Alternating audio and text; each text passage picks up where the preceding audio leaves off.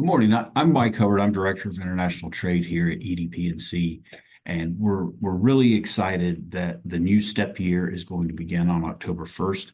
We still are in the process of they're making the awards, so we'll have the announcement that we have officially accepted it or officially received the award, but it's coming. The new year begins October 1st, and for many of you who may have used it before or may have used it last year, we allocated the money pretty early in the year, so we haven't had the opportunity to talk about it much since then. But we wanted to take this opportunity today to tell you about the grant, to tell you about what companies have done with it, what you can do with it, and how you can use it to help you with your exports.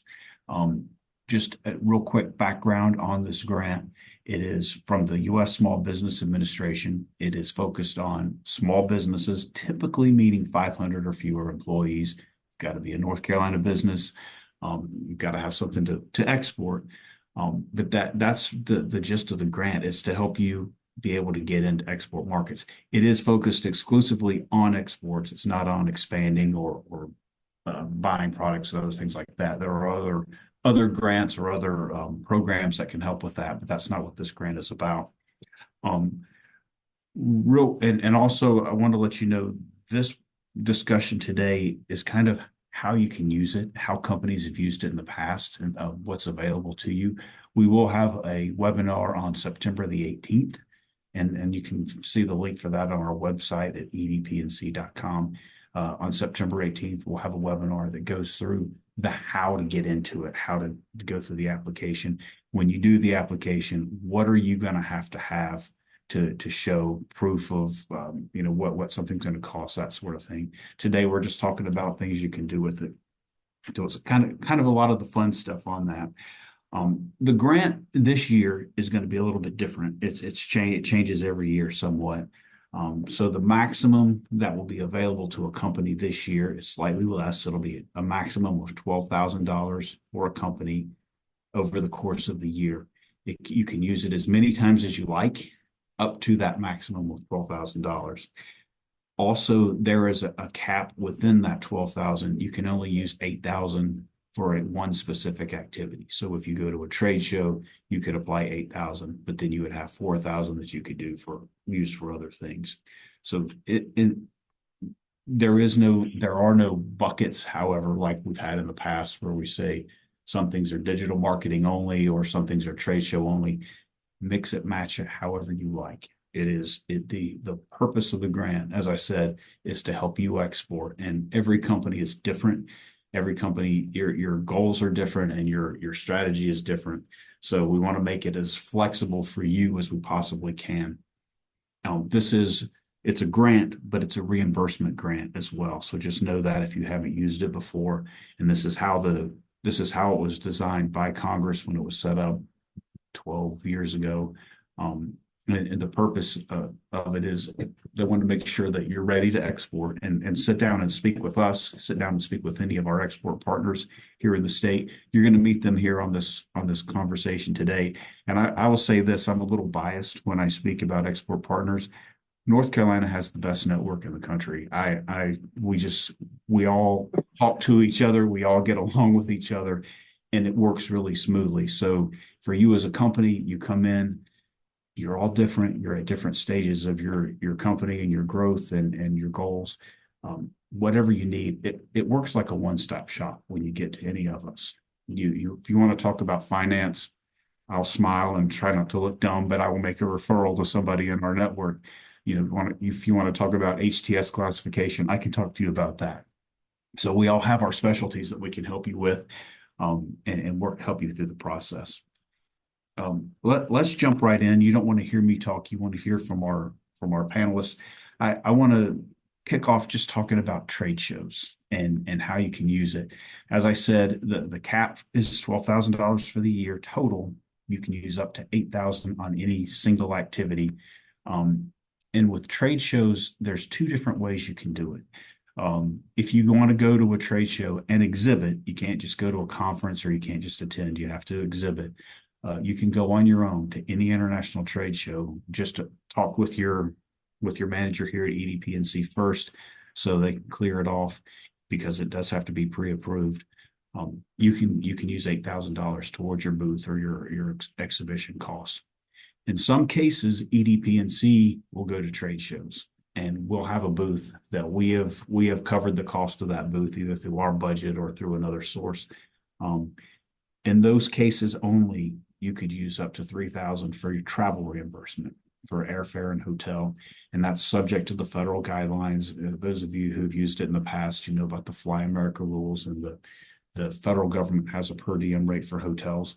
Overseas, typically it covers it. There are a very small number of domestic trade shows that might be covered, but again, talk to us on that. There's some restrictions on that if it's within the U.S., but there are some good shows here as well. So I'm gonna pass this over to Lisa Bamford from ScienceX, to Diane Jacober, and Julie Detmering. I'm sorry, Julie. I'm looking at your picture and I was like, wait a minute. From Equilibar. You've used this grant before. You've used it for trade shows and other things. So I just want to kick it over to you to tell us about your experience. And thanks for joining us.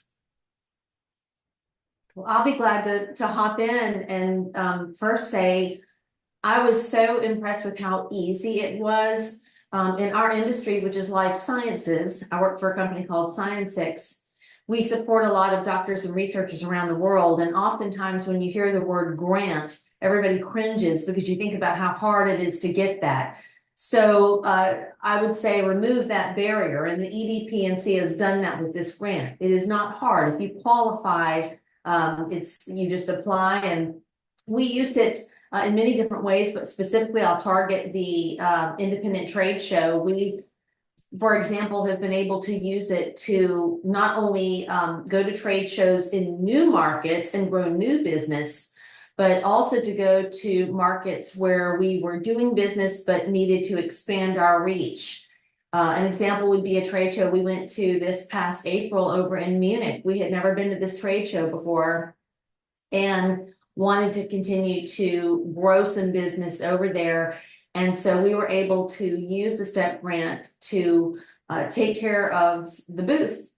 And if any of you on this call have been to trade shows and done booths before, you know how much that costs. And so the EDPNC with the STEP grant really lifts that burden. And it was such a delight to fly over to Munich. The booth was ready when we got there. It looked beautiful. And you want an attractive booth. You want to be able to have those funds to spend, because the booth is the new business card. Nobody exchanges business cards as much anymore. They say, no, I'll look at your website when I get home. But your booth is what's going to stop them in their tracks.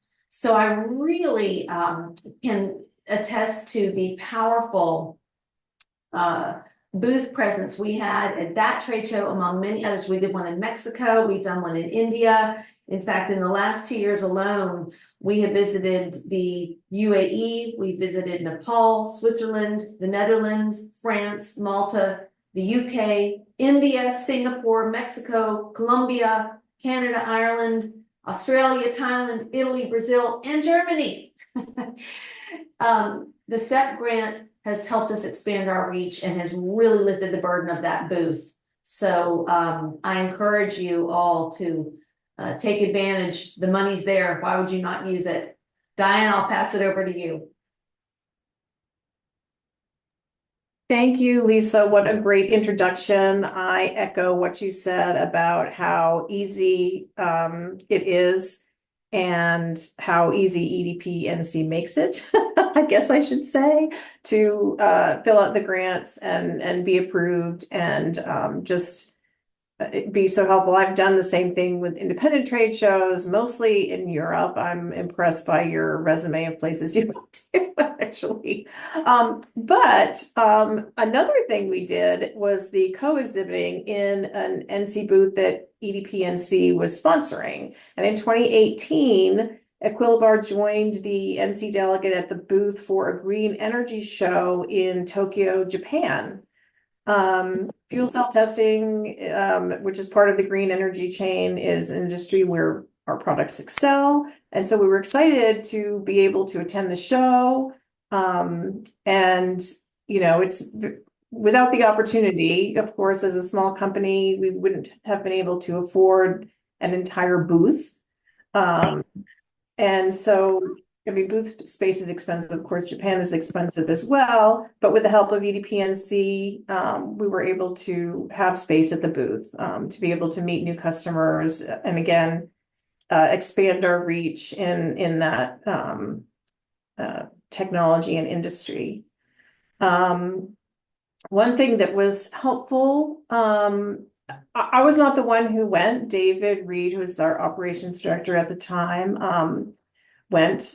And because of the language barrier in Japan, we were allowed to have a local translator at the booth with us. So David invited our distributor to be there at the booth too, which was really helpful because then they could, you know, have some camaraderie and meet each other. As a matter of fact, this was the first time David had met the distributor in person. The original, you know, the relationship had been forged originally just by phone call and emails. And so it was really nice to meet him in person and forge a good relationship. And then it also afforded the opportunity to meet with some current customers. There were some customers at the show that David had the opportunity to talk to, you know, additional to new customers meeting about us, coming to the booth. He could walk and go see customers that we already have and sort of continue conversations with them. And because travel had been paid for and Japan's not easy to get to, the show I think was 3 days, but David took the opportunity to combine that with a distributor training session. So he afterwards traveled, you know, the short distance comparatively to the distributor's office to train the employees face to face, which was also invaluable. So we appreciate it. Thank you very much. Just to keep us on track, another thing we can do is offering export credit insurance. And as I said, if you ask about finance, I'm not the guy that you ever want to give you great advice. We have the partner here at Exim Bank. Susan Kittenar from Exim Bank is here with us. Susan, would you like to join and tell us about how companies can use STEP for export credit insurance? Yes, to exports. okay. Yes, sir. Thank you, Mike. Hello, everybody. I'm actually on the phone because my PC crashed. But what's important is what you can hear versus what you can see. Not seeing me is okay. I'm Susan Quintanar, the representative of the Export-Import Bank of the U.S. government. Our goal is actually to boost the economy of the United States to support exports of made in the USA products and services, and as a consequence, to create jobs. It might seem complicated, right, when you hear Exim Bank, but in actuality, we're simple. We basically only have two products. The first product is supporting financing. I use the word support because we actually don't typically lend directly, but lend through our delegated lenders. The second product that's relevant to this conversation that we're having right now is the credit insurance program.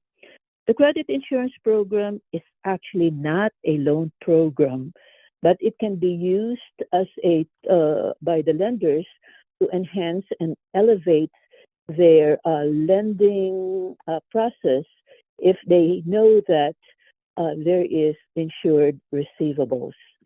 Our credit insurance program is actually a tool to encourage the exporter to provide credit terms to their foreign buyers. What we do is we vet the foreign buyer first if they're good enough to do business with you as the exporter and with us. And once you shipped under the approved foreign buyer and they don't pay you under credit terms, we, Exim Bank, the U.S. government, would come in to salvage you. We give you the money and we'll be the one to run after the foreign buyer. So this certainly will will be a great tool to increase your export portfolio on credit terms, and knowing that you can sleep better, knowing that if you don't get paid, the government, will come in to salvage you and pay you. And the most important thing is that the STEP grant program, the proceeds, it can be used for paying the credit insurance premium. So this is certainly a win-win situation for you. It's going to make you sleep better, and you can use it, and it will be FREE. FREE is free, good to hear. And that's basically it. Hopefully you contact me and I can help you with any of your credit insurance questions. Thank you. That's it for me. Thank you. Diane, would you like to talk a little bit about how you've used it before? Yeah, I'm gonna actually let Julie Detmery, who's our export compliance manager, and she does all that. So I'll let Julie talk.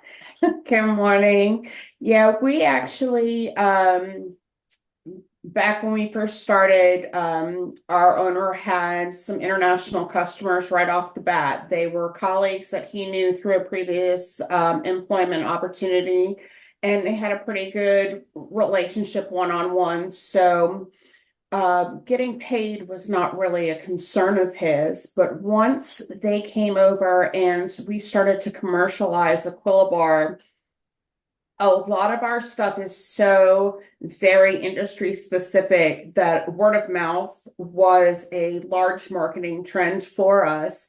And so our products are ending up in the hands of people that we didn't have necessarily a direct relationship with, whether it be in the United States or internationally.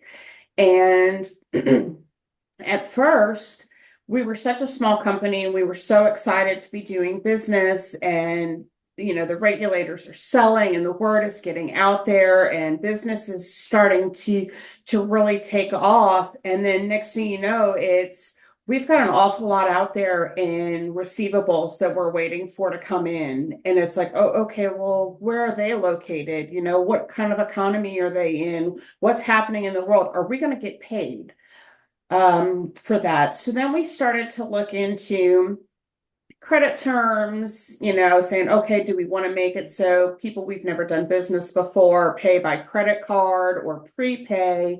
And that can kind of throw off a dynamic with potentially new customers right off the bat. But we don't want to put all our eggs in one basket and trust people that we don't know. But we also didn't want to offend them. So when I first learned about XM Bank, which it's been ages ago, so I don't know if it was through the EDPNC or US Commercial Services or the SBTDC, one of you wonderful people brought me together with an XM Bank representative, and we started using the credit insurance.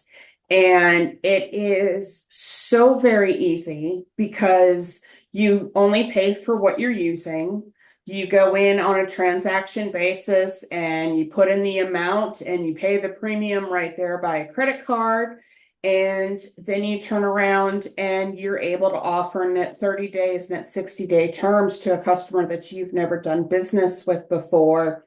And you're able to sleep at night saying, I didn't just give $100,000 worth of product to somebody that I didn't know. I know that I'm going to get most of that back. And so it's taken a lot of stress off of accounting, which is great. But it also opened up the avenue of us able to do business with universities and national labs. We do a lot of work with national labs and universities, and they all have really funny terms and conditions where they don't fill out credit card or credit applications, and they don't fill that form out, or they don't do certain things like that because of policy. And you're like, well, if you're not going to do that, then I'm not really going to lend you money to, or give you terms to pay us.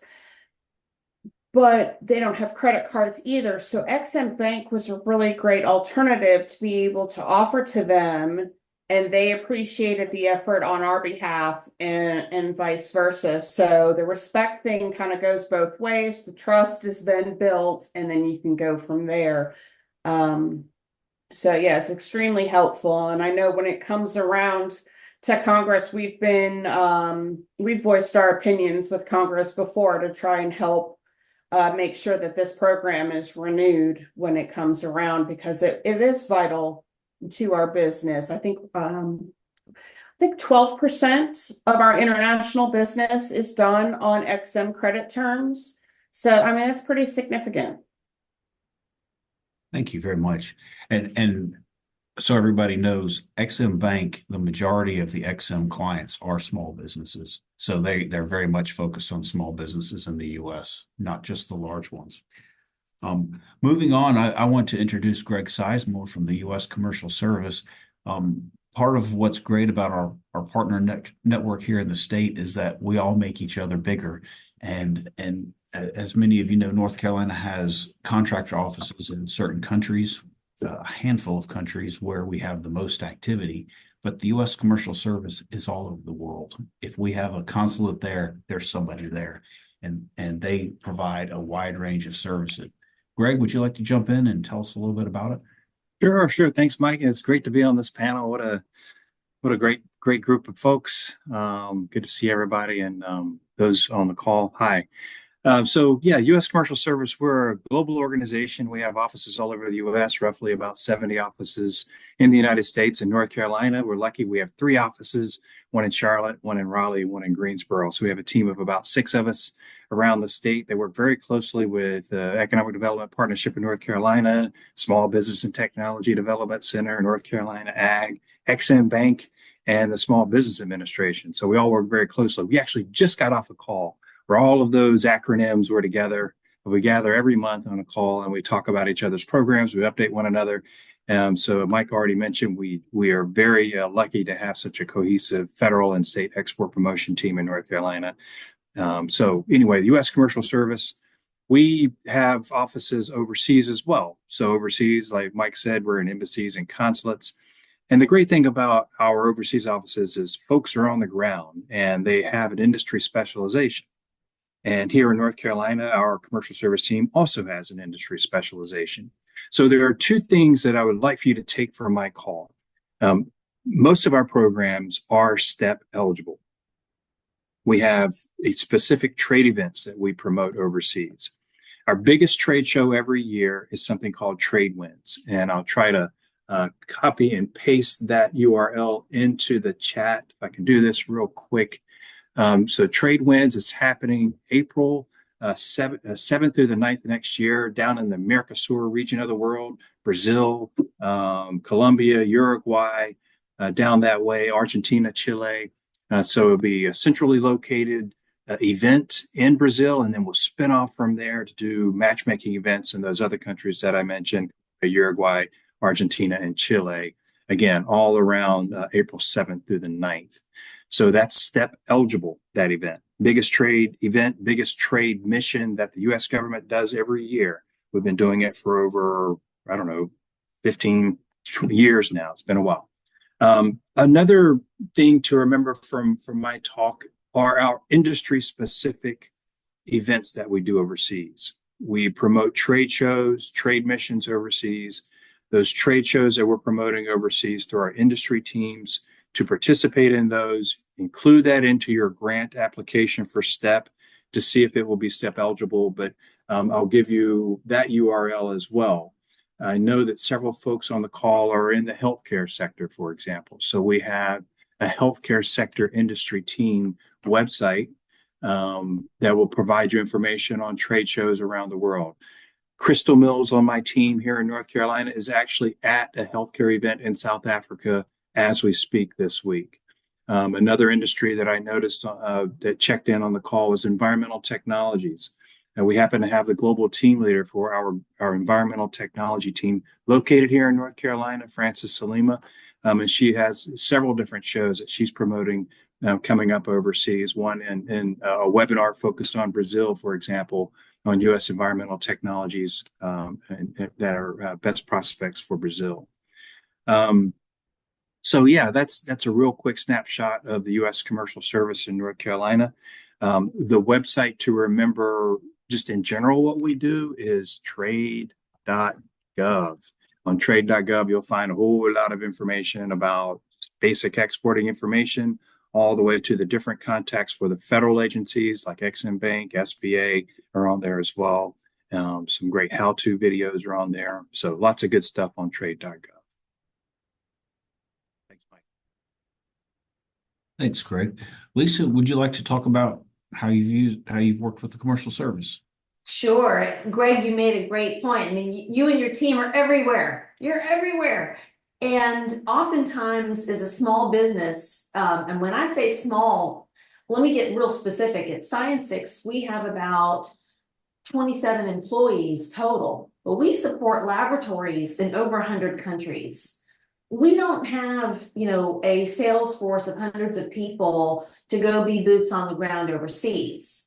And so partnering with U.S. Commercial Services has been such a relief to us because, for example, in my case, I contacted my local representative and said, we're going to Thailand.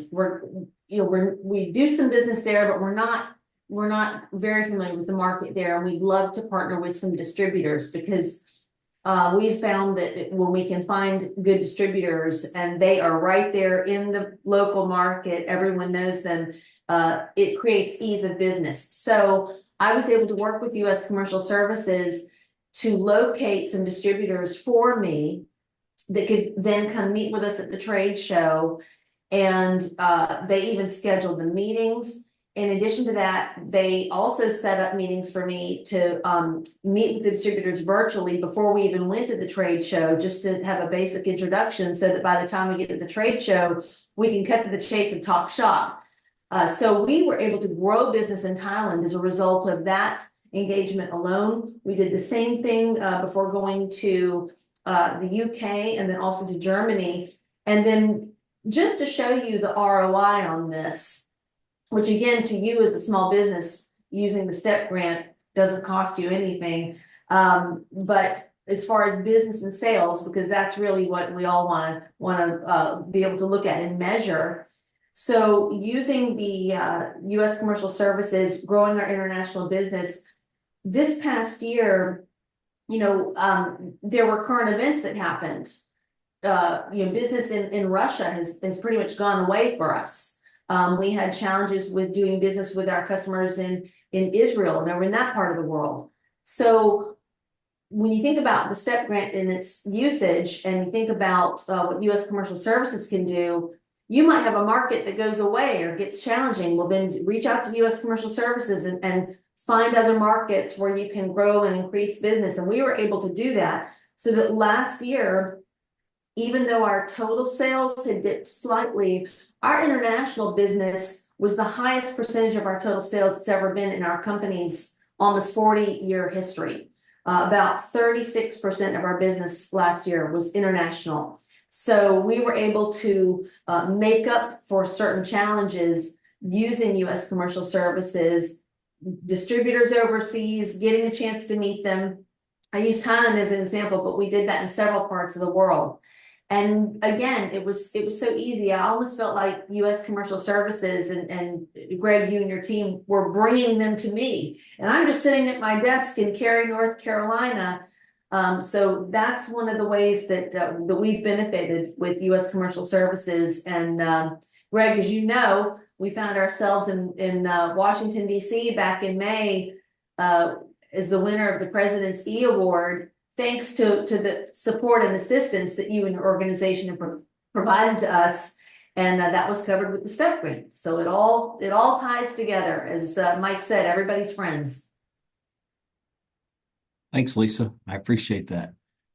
One thing that was added to the STEP grant that we were allowed to offer going back probably 5 years now is digital marketing. And as we saw during COVID, all of a sudden, if you don't have a website, you're out of luck. And if you don't have a strategy and a plan, you're really behind the curve. So one of our partners here is from IBT Online, and I'd like you to jump in, please, and just tell us a little bit about what you do and what companies can do with digital marketing. Thank you very much, Mike. And what a pleasure to be here. And also joining with some of my favorite people here with Lisa, Diane, and Quilibar and Science 6, fantastic companies that we've also worked with. And of course, the North Carolina sort of environment. I think North Carolina companies are really lucky to have this environment that they have to help them with exporting. It's great. So we as a company have been lucky enough to work with North Carolina companies now for a couple of years. And by we, I mean a company called IBT Online. And IBT Online is what's called a digital agency. So we do digital, and we call it full stack digital agency. That means, what does that mean? We do websites, little tiny ones, huge ones, e-commerce ones, no e-commerce ones. We do online marketing, and that can be little tiny, like, strange SEO, organic things to deep, weird social listening, everything in between. And we've done a lot of those things for North Carolina companies, from building a website to doing the marketing, for doing a trade show. And the thing that I like most about online tools is that it's all about your top line. Why do you have a website? Why do you do online marketing? It's to get leads. It's to get your brand out there. It's to get more sales. So it's about raising your sales. It's about getting leads in the door. And that's just so exciting for any company, but especially for small to mid-cap companies where they're still in a big growth phase and so on. And I also would say that online tools are, I think they're more important for exporters than they are for the domestic market. Your North Carolina market, they know you. Your south, your southeast or southwest markets, they know you. Your clients know you. They don't usually go on your website. They could, but they don't. But web stuff is fantastic for getting new clients, new prospects. And where does that happen? That happens in your export markets. You go to a trade show for the first time, make sure your digital assets work hard for you. Put up a landing page, put it out on your website, get it into your online marketing.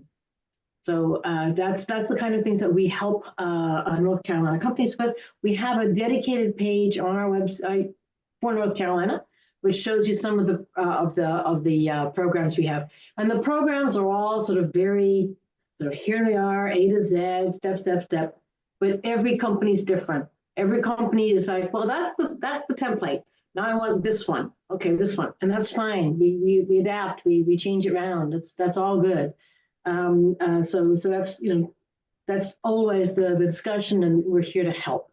And I would really like, I don't know, Lisa, Diane, you people want to hear from companies. They don't want to hear from service providers. But if anyone does have questions about digital tools, then please do ask. And I guess the very last thing I'll say is if there's one advice I'd say is that bring your online tools into your sales and marketing discussions.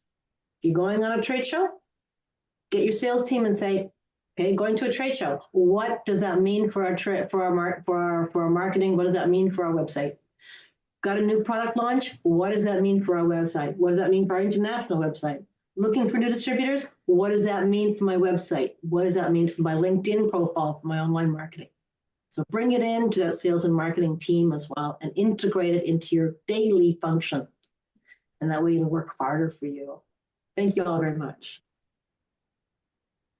Thanks. Lisa, would you like to tell us a little bit about how you've used for website localization? Sure. Well, we engaged with IBT Online, courtesy of the STEP grant again, to create 2 websites that were specific to markets that we wanted to target. And we met with the team at IBT Online to discuss a really strong strategy to do that. We targeted India, and then we also did Latin America. And we targeted India because it was a tricky market. We really had trouble getting in there. And that's a market where I think more than most markets, they really want to do business with whoever they're talking to in that moment. They want the neighbor, they want And so we can't be there. So we began to realize we've got to have a website that talks to them. And then with Latin America, we were already doing business there, but wanted to grow and increase it, and knew we had some upcoming trade shows in both of these markets. So IBT Online, they really took the baton and ran with it, because they've got the capability to translate. They've got the know-how for, okay, if you're going to market over in this part of the world, you know, maybe you don't want to use those colors, maybe you do these, or maybe you want to message it this way. They were able to really help tailor and craft it in ways that, again, me sitting in Cary, North Carolina, doesn't have the know-how or the time to research all of that. And so they created both websites for us. We were able to use those, like when we would go to trade shows, for example, and be at the booth, we could have a laptop up there with the website right there, ready-made for those customers. And also know that when we went back home, they would use that website to find us and refer to again. Susanna, I don't know if you know this, but as a result of the website for India, we were able to double our business there over the time that we engaged with you. With Latin America, last year, that was one of our top performing markets, and was in our top 3 performing markets, in fact. So it works.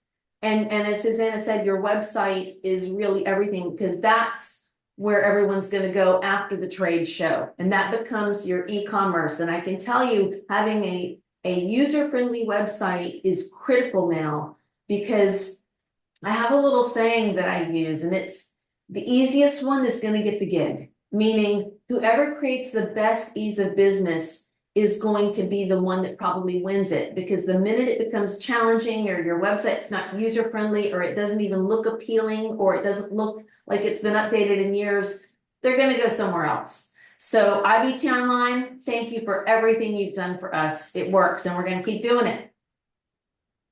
Thanks, Lisa. Diane and Julie, do you want to talk about how you've used digital marketing? Yes, I will talk about that. I have also had a good experience with IBT Online in the 21-22 STEP grant cycle. Equilibar used the grant money to work with IBT Online, again, to do 2 website localization projects. In our case, we did France and China. A lot of our customers are from Europe, and it's a place we're trying to grow. And we already had a really good presence in Germany, which was our major one. So France was the second one that we wanted to do. And then China is a big, it's sort of a growing, you know, we do have customers there, but wanted to be able to grow that a little easier. We do have distributors in both of those locations, but we thought, okay, to help them, you know, having a local website might be useful. And again, I'll go back to David Reed. David Reed and maybe even Julie met, found out about IBT Online at one of the award ceremonies that Julie and Nicole has gone to over the years. And when they heard about it, we're so excited. And so they're like, Diane, we have to do this thing. And so we're so happy to find out that this was part of the STEP grant that was offered with EDPNC. So we took advantage of this in that year. And I just want to say, like, working, you know, Lisa already mentioned, but IBT Online, the people, you know, they have a process for the website localization and how to work with people. And so they sort of have it down pat on, you know, communicating. And it's a collaboration, truly. And, you know, changes have to be made, and, you know, roads, you swerve this way and that way. And so luckily you have, you know, the whole grant cycle to work on it. And we ended up with a good situation. One of the things that we learned is that China is not an easy location not an easy country to work with. And so it's just a different system. As you can imagine, there's some hurdles to leap through and jump through. And it's a whole different platform. Their web is completely different. So, IBT Online luckily has people that they speak Chinese, and they know how to, manage and, work with these platforms that I had no idea how to work with. I would not have been able to do this without their help. I can say that for sure. And so, between the communication issues, for us, it was particularly hard because we don't have an office in China. So we were working with our distributor and then IBT. So there were three of us kind of like managing and, the time, someone's asleep when someone's away. It was luckily their expert is in Europe. So she was, in between us. So she could manage the communications really well. I'm just glad they, in that case, particularly for having a China website, that they had all of the resources that we needed. And I guess because the platform is different and the website is on a different platform, it's set up differently, and I don't know enough about it. I also contract with IBT Online to manage it. So there's like an annual management that they will do, though. If I need to change this or that, I just go through the request form and they can update that for me on a regular basis. And then, so this year, we added onto that for the grant cycle. Another thing that we were able to do is contract for marketing advertising. And so in China, they use Baidu, and in order for people to find you, like in Google, if you have search engine optimization, people can find you organically, ads help. In China, you kind of need to have ads. We found out. So I started doing it, and it was very difficult. So this year I contracted with IBT Online to set up a Baidu ad program, again, using their same resource who speaks Chinese and could work with, with our rep in China. It just ended. So I see that we're getting some leads. I don't know. I have to go back and it just ended like in May or something. So I can't tell what the value has been, but I have seen some leads coming in. So that's all good news. And in the French one, yes, more leads are coming in. We're getting people, to contact us. We do have distributors there. So the contact forms go to our distributors. And then they take care of the leads from there. Anyway, Step grant pays. The step grant pays for that too. Yeah. Yeah. And Diane and Julie, wouldn't you agree that, I remember when I used to first sit on webinars like this and I would hear all this information, and in doing international business, there's so many moving parts, right? I mean, it never stops. But I think the big takeaway, and you would agree, is that these resources make it so that it's not overwhelming. Right. And that's so it's such a massive solution for people like us, because hopefully the audience can see we're still here and breathing and excited to be here. So they're doing something right. So that agility, wouldn't you say you can attest to the agility that it's given you in business? Yeah, and especially because we're like a marketing team of one here. And so to have these external resources that can help with this and that, just grow our business. I would never even have time to, build one website, never mind a website in a different language where everything was translated. And somebody else helped pay for it. And then somebody else, right, exactly, that too, right. We can still fit it into our budget. So it's been really good. One thing I forgot to mention, and this is something that is, I suppose, not digital marketing, but something that's not in this list of things that is also covered, and we have done this for a while, is document translation. So we have installation manuals and product brochures. Installation manuals we get translated mainly in Europe because they like to work with companies where you have installation information in their own language.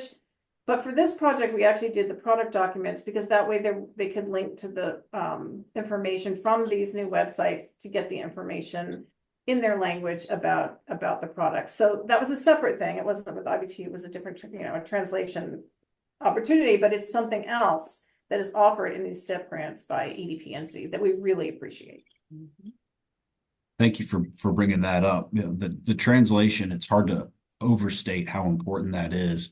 People like to read things in their own language. And when you go overseas, we in the US, we tend to assume everybody speaks English. They don't. And even if they do and they speak it well, they still like to see it in their own language. So that's a great point. And STEP does pay for that. I've been surprised people get just a flyer translated or something to take to a trade show. It's not as expensive as you think it's going to be, but STEP will reimburse that as well. And that's a really great thing to have with you. Moving along to something else that the grant does is export education. And we offer here at EDPNC, and our partners do as well, but here at EDPNC, we offer webinars throughout the year on a variety of topics, various trade compliance, things that you need to know when you're exporting, and it delves into the details. And sometimes it's the 100,000-foot level, and sometimes it's into the nitty gritty. But watch our website. We offer these, as I said, throughout the year. Where there are things that cost money, one of them, STEP will reimburse, and it's a really important one offered by one of our partners at SBTDC. George Norsonder is going to speak about the certified global business professional certification. That is, I've taken this test myself. It's a great program. If you want to know the things that you need to know about trade, it's covered in this class. And so, George, do you want to talk about that and what that entails, what that education covers, and what you can do to help companies with that? Yes, so I'm glad to see so many companies interested in export because we're in the business of helping all of us to get to be successful. And so my name is George Neuenschwander. I'm the International Business Counselor at the SBTDC in Charlotte at UNCC. And I have three other colleagues, Owen George, Patricia, Jenny Vaca, and a new member, Xin Zhang, who, between the four of us, we cover the entire state. And Alex Viva, our director in Raleigh. And we're essentially a small organization. But what we do is we help companies either get in the export business or grow if they're already in the business. And to do that, what we do first is export ready assessment. We do this through a business plan and financials, looking at those things. We look how you operate in your business in the US, in the USA, and see whether you could use the same model overseas or whether you need to modify it. The same thing with the product and the services. We look at what you have to offer. Can it be sold overseas, or does it need to be modified in any way? We look at the sales channels. Can you duplicate it, or do you need a different model to sell in any particular region or country? And that we end up with an international market penetration plan. And while this is going on, as Mike just mentioned, there's a lot of education that has to come with it because there are new terms and new methods of doing business that is strictly international. So we have a program that is sponsored by NASBITE called CGBP, which is Certified Global Business Professional. And what that is a program where we teach everything about international business or export without going deep. It's not just surface, but it's not quite deep enough so that everybody who takes this program gets to know everything there is to know about international business. So we have 4 modules on that.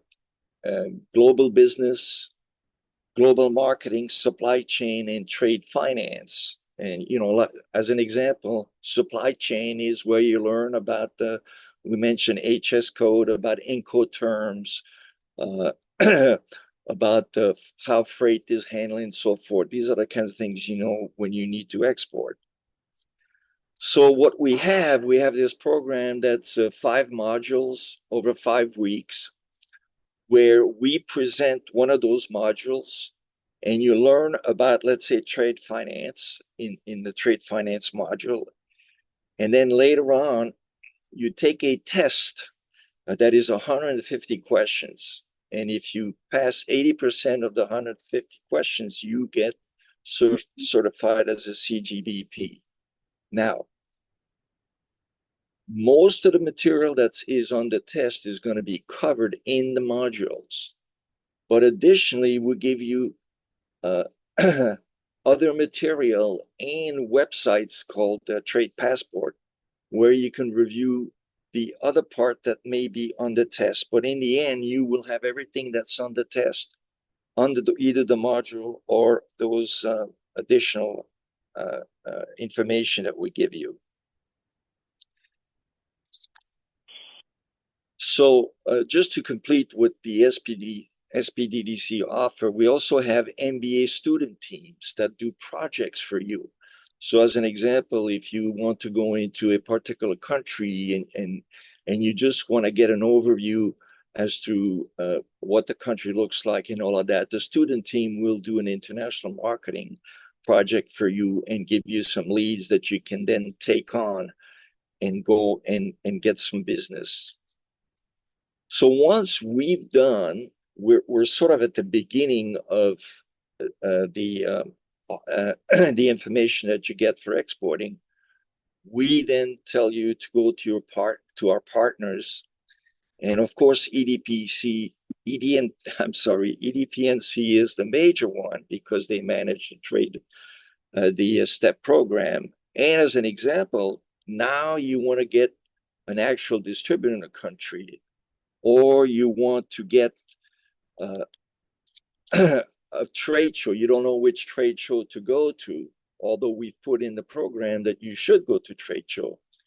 EDPNC and USIAC and so forth will help you get into those programs and show you how you get reimbursement for these activities.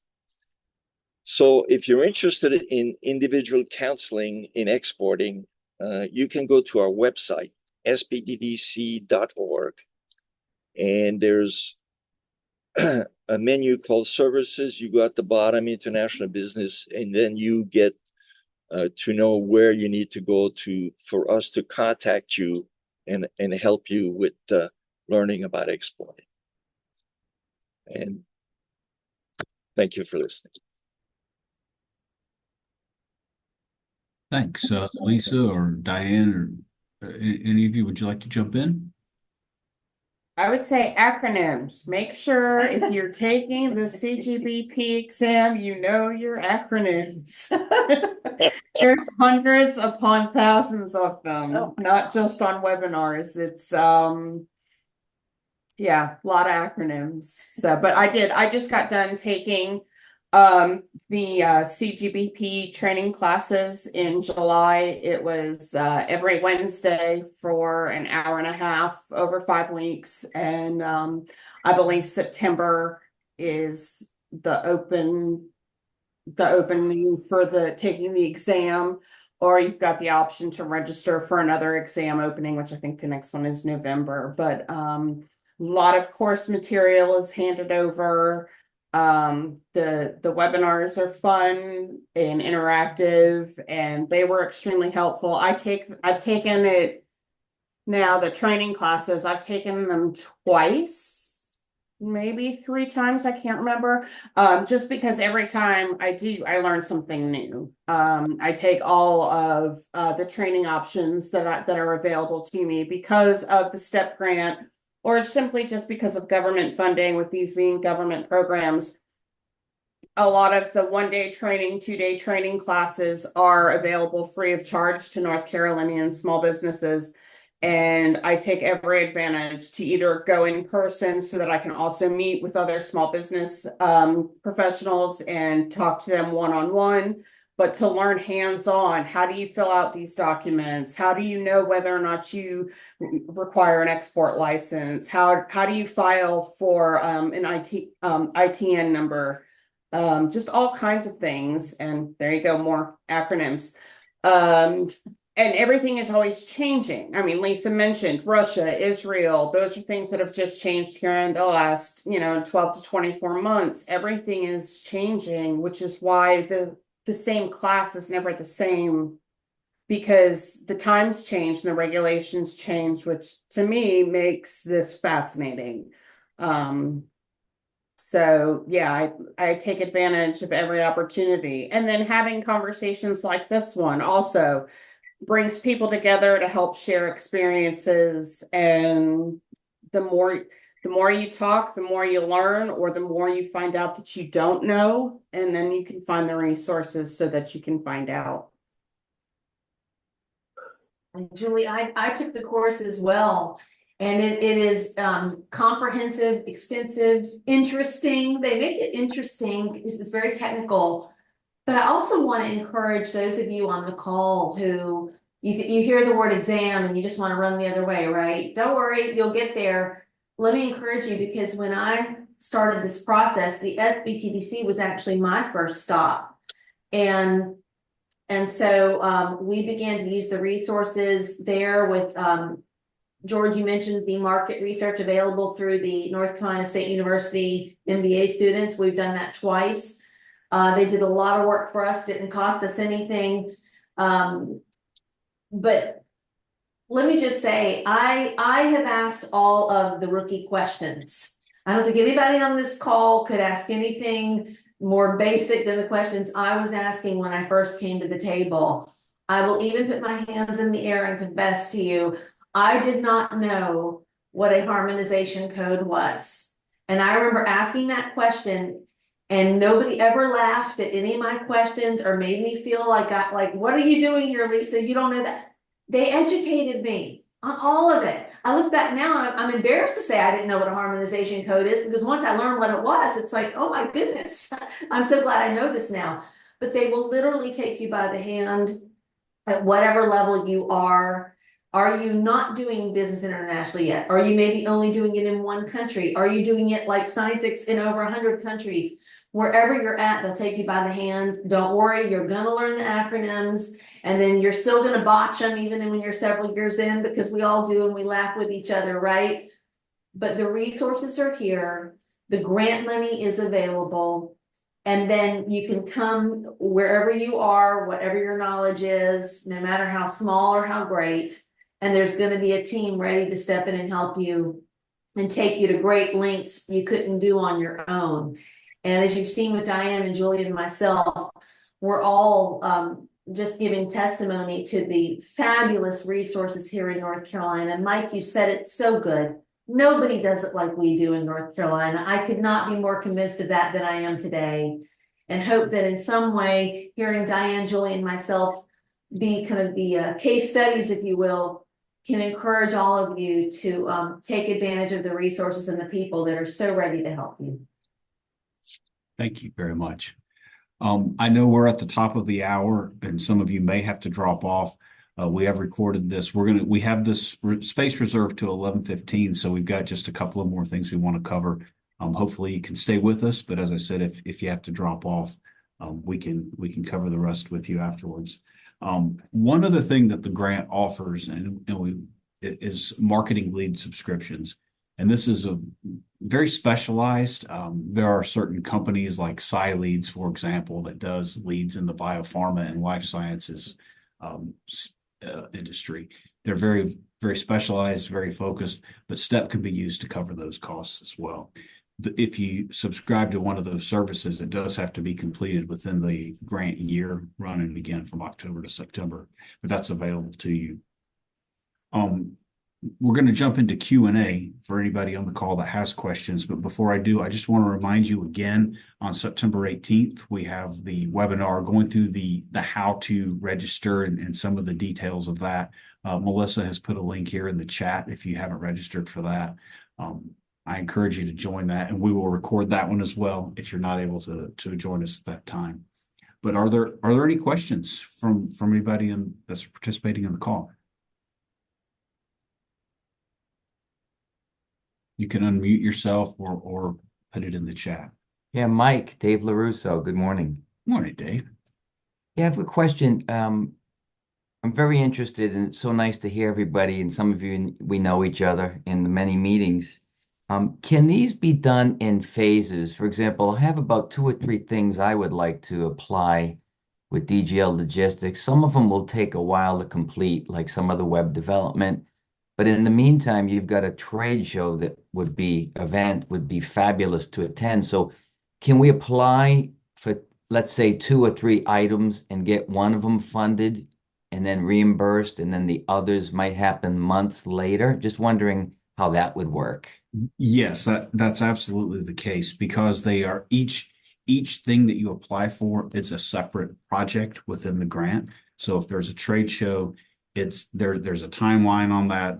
Yeah. A certain date. So you do it. If you're going to do a website or a digital marketing campaign, that does take a little bit of time. And we set time limits on there. You don't just apply and say, yeah, we're setting the money aside and whenever you get it done. We do say if you're gonna ask for it, we set a time limit. What is your time frame that you think you're gonna have for it? We can be as flexible as we need to be on it.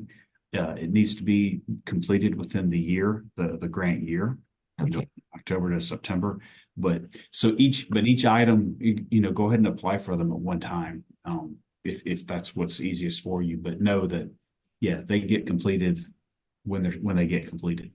Great, thanks. Yeah, because ideally you'd like to have all your marketing done ahead of time before, let's say, a trade event, and then later the event would happen. But I'm looking forward to the trade winds one in Brazil and those other countries. I used to live there, so I speak both languages, Spanish and Portuguese. I'd have a lot of fun and do some good business too. It's going to be a good trade winds for sure. Thank you, Mike. Thanks. Felicia, you've got your hand up. Yes. I have a million questions, but I'll limit them.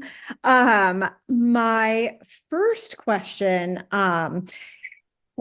let's say we utilized the STEP grant for a trade show booth. Does the booth or do our communications have to specifically articulate export, like communicating terminology around exporting, or just simply present our service offerings? You're talking about if you have a booth at a trade show, does it have to say something about export? Yeah, I guess I might be overthinking this a little bit, but because the STEP grant is specifically for the purposes of exporting products out of North Carolina and bringing dollars into North Carolina. If, let's say, we were to have, it's a market, food scene is a marketing service. So let's say we had a booth at Ambiente, a trade show in Germany. Would we just talk about our services, or would we need to talk about how that could benefit a company that wanted to export products from North Carolina? Does that make sense? I know I'm not articulating myself well, but does that make sense? Yeah, I think I see what you're saying. So if you're at a show in Germany, you're an American company, you've set up a show in Germany, the presumption is it's going to be an export. Most of the potential clients you're going to meet there are not going to be U.S. companies. If you pick up a U.S. customer there, that's just gravy on top of everything. But if and that's great. But the presumption is it's an international show. They're gonna be international clients that you meet there, and hopefully you've got meetings set with foreign potential clients before you even go. So we can help you with that as well.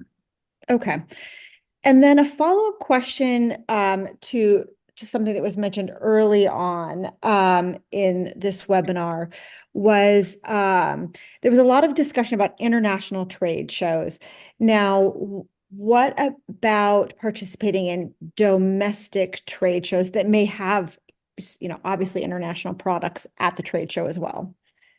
Yeah, we take those on a case-by-case basis. And so the Small Business Administration they have not given us a hard and fast rule on it, so we have a little bit of discretion. What we will look for, so we justify it with them. They do come in and audit us and look at what we've approved. So we want to make sure that we don't we stay within the rules. They want to see a significant international presence, and they haven't defined significant, but a significant international presence there. They will also ask you, we'll send you an evaluation and a survey when it's all over, confidentially. They'll want to know about international leads. Did you get international leads while you were at the show? That's important to them. And part of that is just, it's kind of a quality control on their end, that if it's going to be allowed, they want to make sure that it's actually being used for sports. Okay. Thank you. But just talk with your trade manager here before you do it. And we'll get it all vetted off before you start that whole process. Okay. Thank you.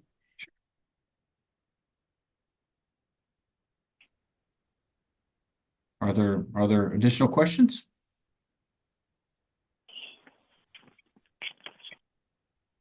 If you think of something later, please know we're here anytime. We here at EDPNC, but all of our partners, we're all available anytime. So please reach out.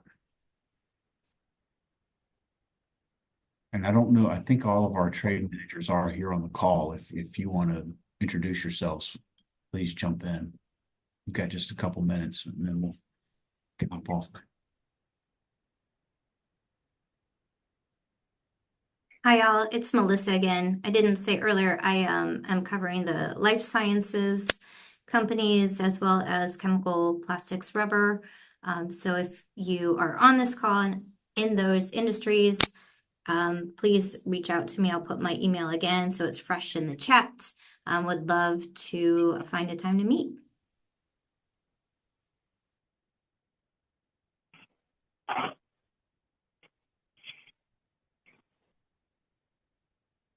The others might have had to jump off as well at the top of the hour. I'll go ahead and jump in. Mike, sorry. Blake Jackman here. I cover energy, automotive, boating and marine, and outdoor recreation and sporting goods. So if you have any questions or those are your industries, like Melissa said, please feel free to reach out to me as well.